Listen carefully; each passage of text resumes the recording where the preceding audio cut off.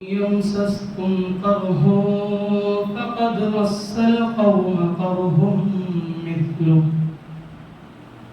وتلك الأيام نداولها بين الناس وليعلم الله الذين آمنوا ويتخذ منكم شهداء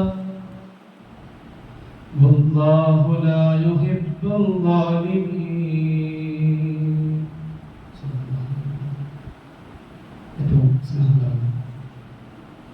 സത്യവിശ്വാസികളെ ജീവിതത്തിലുടനീളം പടച്ച തമ്പുരാന്റെ വിധികളും പ്രവാചകൻ സല്ലല്ലാഹു അലൈഹി വസല്ലമയുടെ നിർദ്ദേശങ്ങളും പാലിച്ചുകൊണ്ട് ജീവിതത്തെ ധന്യമാക്കി തീർക്കണമേ എന്ന് എന്നെയും നിങ്ങളെയും ഓർമ്മപ്പെടുത്തുകയാണ് വസിയത്ത് ചെയ്യുന്നത്. അല്ലാഹു റബ്ബുൽ ഇസ്സത്ത് നാളെ നമ്മെ ഏവരെയും അവന്റെ ജന്നാത്തുൽ ഫിർദൗസിൽ ഒരുമിച്ച് കൂട്ടി അനുഗ്രഹിക്കുമാറാകട്ടെ. നമ്മുടെയൊക്കെ ജീവിതത്തിന്റെ ചാലക ശക്തി എന്നത് പ്രതീക്ഷകൾ നഷ്ടപ്പെട്ടു പോകുമ്പോഴാണ് മനുഷ്യന് ജീവിതത്തിൽ മുന്നോട്ട് പോകാൻ സാധിക്കാതിരിക്കുന്നത്. പലപ്പോഴും നമുക്കറിയാം, വലിയ പ്രതീക്ഷ വെച്ച് അത് നടക്കാതിരിക്കുമ്പോൾ ഒരു തുണ്ട് കയറിൽ ജീവൻ എടുക്കുന്ന ആളുകൾ നമ്മുടെ നാട്ടിലുണ്ട്. വലിയ ഡിപ്രഷൻ അടിച്ച് മാനസിക നില തകർന്ന് ജീവിതത്തിന്റെ താളം തെറ്റി മുന്നോട്ട് പോകുന്ന ആളുകൾ നമ്മുടെ നാട്ടിലുണ്ട്.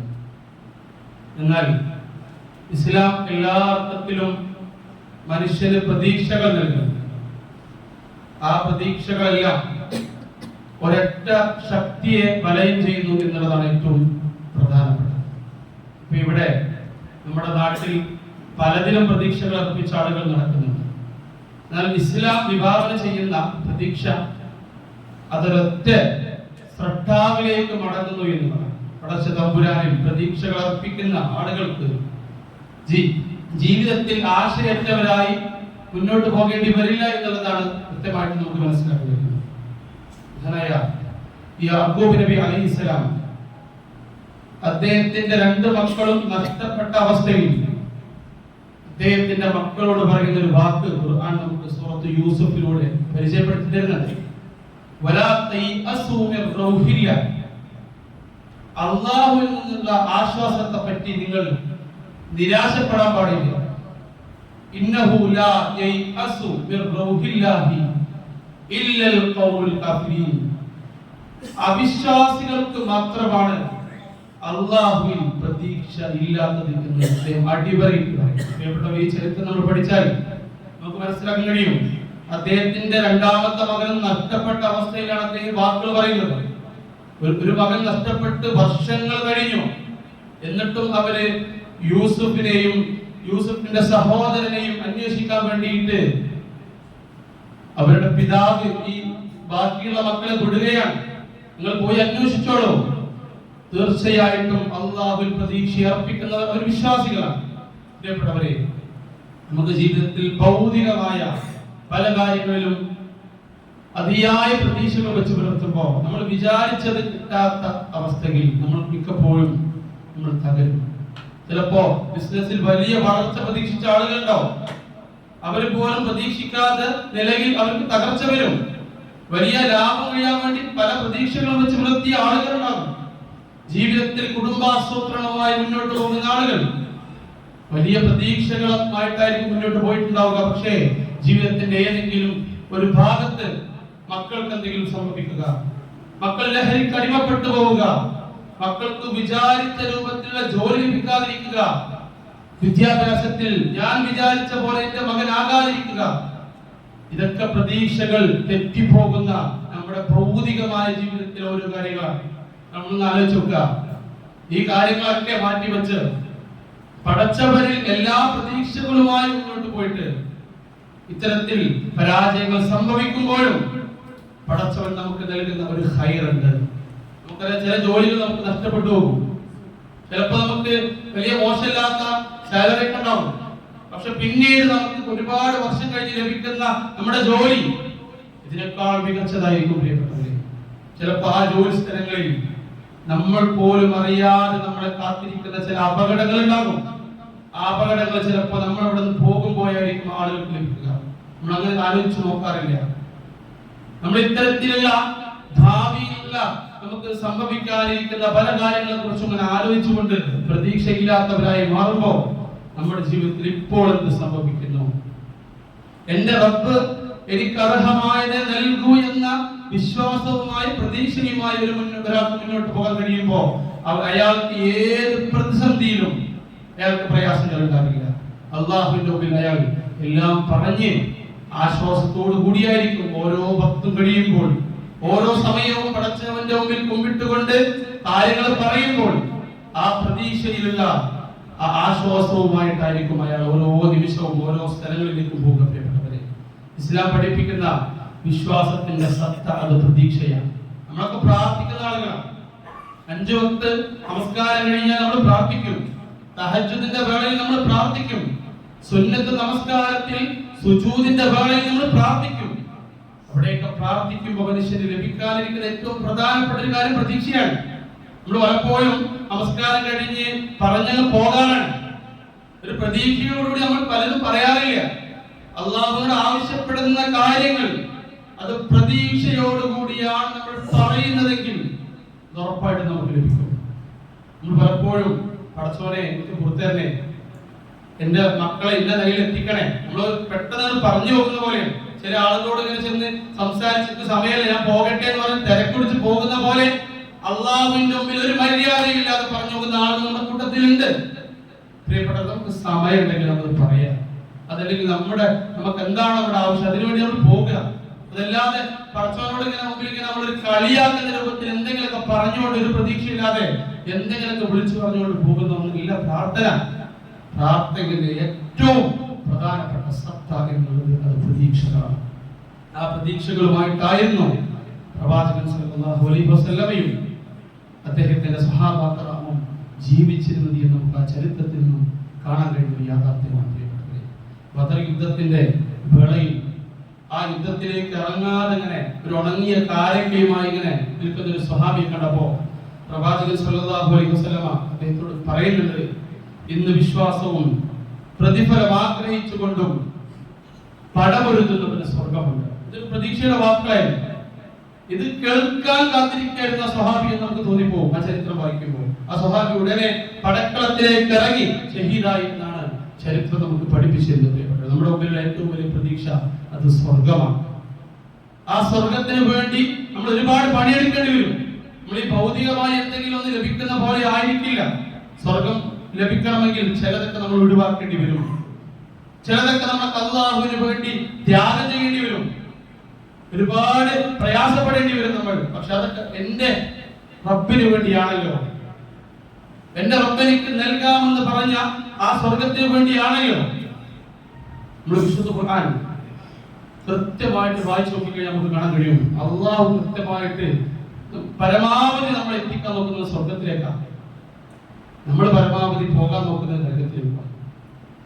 നമ്മുടെ പ്രതീക്ഷകൾക്ക് അപ്പുറത്താണ് പലപ്പോഴും പ്രിയപ്പെട്ടവരെ നമ്മുടെ പ്രവർത്തനങ്ങളിൽ നിന്നത്. നമ്മൾ ആലോചിച്ച് നോക്കുക, നമ്മൾ നമ്മുടെ ഉപജീവനത്തിനായിട്ട് പലപ്പോഴും സമീപിക്കുന്ന മാർഗങ്ങൾ, അതിനെക്കുറിച്ച് ആലോചിച്ചുകൊണ്ടാണ് മിക്കപ്പോഴും നമുക്ക് പ്രതീക്ഷ നഷ്ടപ്പെട്ടു പോകാറ്. ഇപ്പോൾ നമ്മളിവിടെ കൂടിയിട്ടുള്ള ആളുകൾ, മിക്ക ആളുകളും പല ജോലിയുള്ള ആളുകളായി പഠിക്കുന്ന ആളുകളുണ്ടാകും, വിദ്യാർത്ഥി കാലഘട്ടം കഴിയാൻ വേണ്ടി നിൽക്കുന്നവരുണ്ടാകും. ഇവരൊക്കെ ഈ സമയത്ത് ആലോചിക്കുക, ജോലി ഇല്ലാത്ത ആളുകളാണെങ്കിൽ എങ്ങനെ ഒരു നല്ല ജോലി ലഭിക്കും, ഞാൻ വിചാരിച്ച പോലെ ജോലിക്ക് കിട്ടുമോ, എനിക്ക് ഡോക്ടർ ആകണമെന്നായിരുന്നു ആഗ്രഹം, പക്ഷെ എനിക്ക് ഡോക്ടർ ആകാൻ കഴിഞ്ഞില്ലേ. പടച്ചവൻ നമുക്ക് എന്താണ് നിശ്ചയിച്ചത്, നമുക്ക് ഏറ്റവും ഹൈറായത് ഏതാണോ, എന്റെ ജീവിതത്തിൽ എനിക്ക് ഗുണപരമായത് ഏതാണ്, അത് പടച്ചവൻ നൽകും.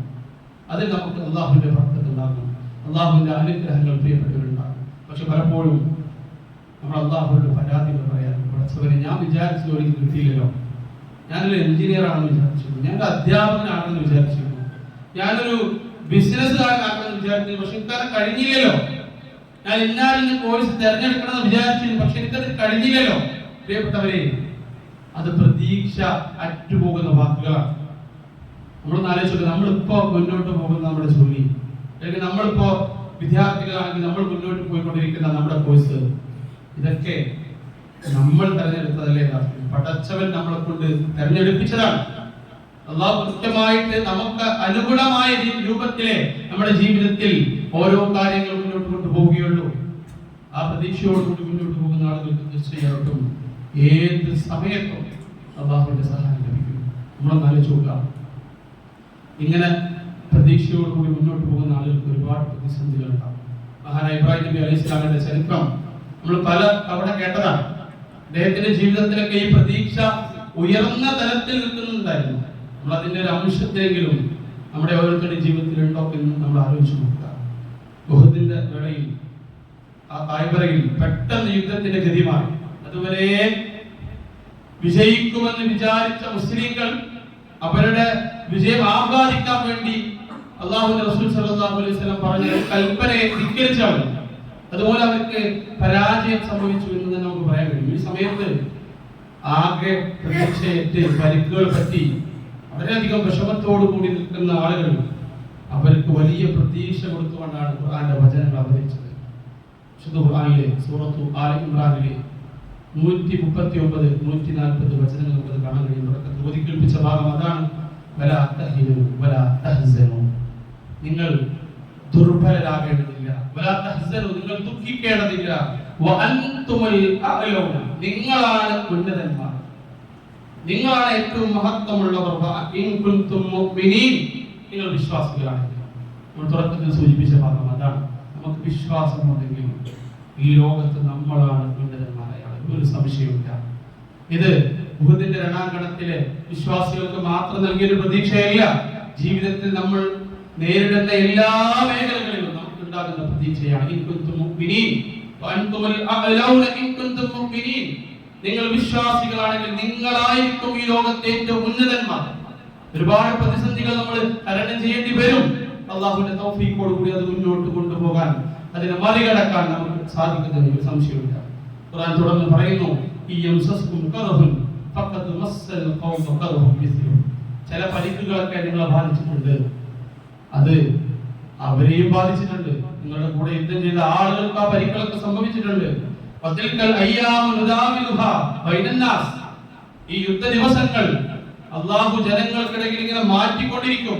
ചിലപ്പോ ജയം തരും, ചിലപ്പോ പരാജയം തരും. ഇതൊക്കെ എന്തിനു വേണ്ടിയാ? ഖുർആൻ തുടർന്ന് പറയുന്നു, അള്ളാഹുവിനെ അറിയാൻ വേണ്ടിയിട്ടാണ്. അല്ലദീന ആമനു, ആരാണ് വിശ്വാസികൾ? നമുക്ക് ജീവിതത്തിൽ പരാജയം സംഭവിക്കുമ്പോൾ നമുക്ക് പടച്ചവനുള്ള വിശ്വാസം കുറയും. ആലോചിച്ച് നോക്കുക. കുറെ അനുഗ്രഹം തന്ന് നമുക്ക് ആവോളം എല്ലാം നൽകിയ പടച്ചവൻ, ഒരുപാട് സമ്പത്ത് നൽകിയ പടച്ചവൻ പെട്ടെന്ന് ഒരു തകർച്ചകൾ തരുമ്പോ പടച്ചവന്റെ എല്ലാ പ്രതീക്ഷയും നഷ്ടപ്പെട്ടു പോകും. പടച്ചവൻ നമ്മൾ കുറ്റം പറയും, എന്തൊരു പടച്ചവനാത്. പക്ഷെ നമ്മളതിന് മുമ്പുള്ളതൊന്നും നമ്മൾ നോക്കൂല. നമുക്ക് ലഭിച്ച അനുഗ്രഹങ്ങൾ, നമുക്ക് ലഭിച്ച ആരോഗ്യം, നമുക്ക് ലഭിച്ച മക്കൾ, നമ്മുടെ ഭാര്യ, നമ്മുടെ കുടുംബം, നമ്മുടെ ജോലിക്കൊന്നും നമ്മൾ ആലോചിക്കൂല. അപ്പൊ നമുക്ക് ആകെ ഓർക്കാനുള്ളത് നമ്മുടെ നഷ്ടം മാത്രമായിരിക്കും. പ്രിയപ്പെട്ടവരെ, നമ്മൾ ആലോചിച്ച് അവിടെ പറഞ്ഞ പോലെ തന്നെ വലിയ ആവനം, വിശ്വാസം ഉള്ളിലുള്ളവർ ആരാണ് എന്ന് മനസ്സിലാക്കാൻ വേണ്ടിയിട്ടാണ് ജയവും പരാജയവും ജീവിതത്തിൽ നൽകുന്നത്. നിങ്ങളിൽ നിന്നും രക്തസാക്ഷികളെ ഉണ്ടാക്കാൻ വേണ്ടിയാണ്. ആർക്ക് ആ ദർജ ലഭിക്കാൻ വേണ്ടിയിട്ടാണ് അല്ലാഹു ഇത്തരത്തിൽ അവരെ പരാജയപ്പെടുത്തിയത് എന്ന് ഖുർആൻ പറയുന്നത്. വല്ലാഹു ലാ യുഹിബ്ബുൽ ളാലിമീൻ, തീർച്ചയായിട്ടും അല്ലാഹു അക്രമികളായ ആളുകളെ ഇഷ്ടപ്പെടുകയില്ല എന്ന് ഖുർആൻ പ്രിയപ്പെട്ടവരെ നമ്മളെ ഓർമ്മിപ്പിക്കുന്നത്. അതുകൊണ്ട് ഈ ലോകം എന്നുള്ളത് പരീക്ഷണങ്ങളുടെ ലോകമാണ്. നമുക്ക് ജയവും പരാജയവും ഉണ്ടാകും, സന്തോഷവും വിഷമവും ഉണ്ടാകും. അവിടെയൊക്കെ അല്ലാഹുവിൽ പ്രതീക്ഷയോടുകൂടി മുന്നോട്ട് പോവുക, കൃത്യമായ പ്രാർത്ഥനകൾ നിർവഹിക്കുക. പടച്ചവൻ അങ്ങനെ പ്രാർത്ഥിക്കുന്ന, അങ്ങനെ പ്രതീക്ഷകൾ അർപ്പിച്ചുകൊണ്ട് മുന്നോട്ട് പോകുന്ന യഥാർത്ഥ സത്യവിശ്വാസികളുടെ കൂട്ടത്തിൽ നാം ഏവരെയും ഉൾപ്പെടുത്തി അനുഗ്രഹിക്കുവാൻ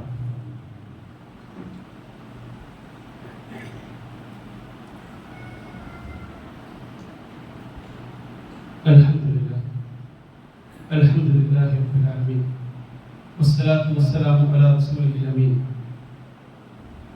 വഅലാ ആലിഹി വസഹ്ബിഹി അജ്മഈൻ. അമ്മാ ബഅദ്. ഒരിക്കൽ കൂടി അല്ലാഹുവിനെ സൂക്ഷിച്ചുകൊണ്ട് ജീവിക്കണമെന്ന് ഓർമ്മപ്പെടുത്തുകയാണ്. പ്രിയപ്പെട്ടവരെ, ജീവിതത്തിൽ നമ്മൾ പല സന്ദർഭങ്ങളിലായിട്ട് ആത്മാർത്ഥമായിട്ട് പ്രാർത്ഥിക്കാൻ വേണ്ടി ശ്രമിക്കുന്നവർ.